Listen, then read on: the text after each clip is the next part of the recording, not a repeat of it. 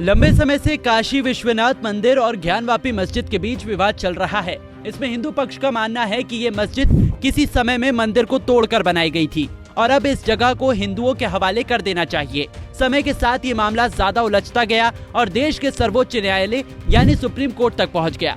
Supreme court ने इस मामले की जटिलता को देखते हुए इसे एक स्थानीय अदालत के पास भेज दिया था।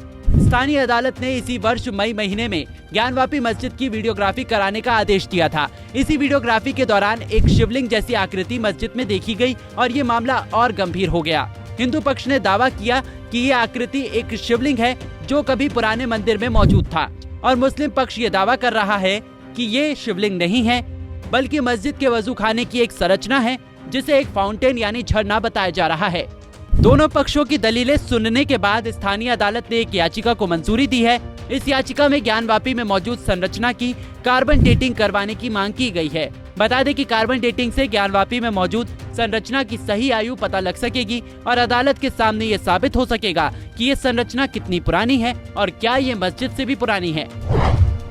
कार्बन डेटिंग केवल उन्हीं चीजों की हो सकती है जिसमें कभी कार्बन रहा हो। इसका सीधा सीधा मतलब हुआ कि कोई भी सजीव वस्तु जिसके अंदर कार्बन होता है, जब वो मृत हो जाती है तो उसके बचे हुए अवशेष की गणना करके कार्बन डेटिंग की जाती है। जैसे हड्डी, लकड़ी का कोयला, सीप, घोंगा, इन सब चीजों के मृत हो जाने के बाद ही इनकी कार्बन डेटिंग की जाती है।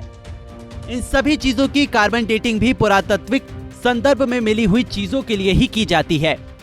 इसके लिए इनका सही प्रारूप में मिलना जरूरी है। अगर ऐसा नहीं होता है तो भी कार्बन डेटिंग करना संभव नहीं है।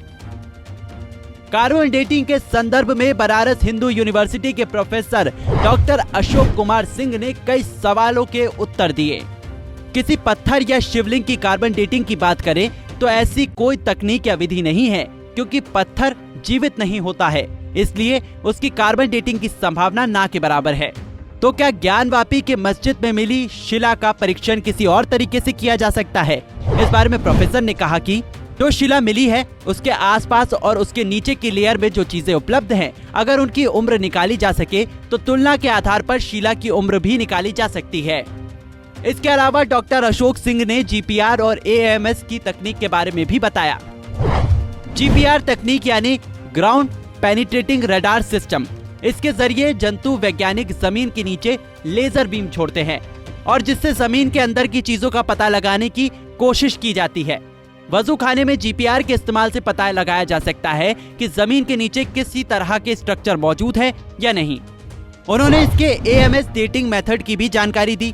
एएमएस डेटिंग मेथड से जले हुए अनाज के दानों से डेटिंग की जाती है जो बहुत प्रमाणित होती है।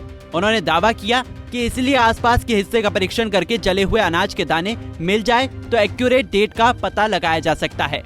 पुरातात्विक सर्वे या फिर आर्कियोलॉजिकल सर्वे के दौरान विभिन्न तकनीकों के इस्तेमाल से संबंधित वस्तु को पहुंचाने वाले नुकसान के संशय को भी डॉक्टर अशोक कुमार सिंह ने दूर किया। उन्होंने कहा कि जीपीआरएस तकनीक से किसी तरह का नुकसान नहीं पहुंच सकता है क्योंकि इसमें लेजर का इस्तेमाल होता है, जबकि शिला की कार्बन डेटिंग संभव नहीं है। हालांकि अगर उस क्षेत्र में परीक्षण के दौरान मिली अन्य चीजों की कार्बन डेटिंग हो सकती है तो उससे भी शिला को नुकसान नहीं पहुंचेगा। साल 1949 में अमेरिका के विलार्ड लिब्बी ने कार्बन डेटिंग की खोज की थी। उन्होंने उन चीजों से कार्बन की बची हुई मात्रा निकाली जो कभी जीवित थी।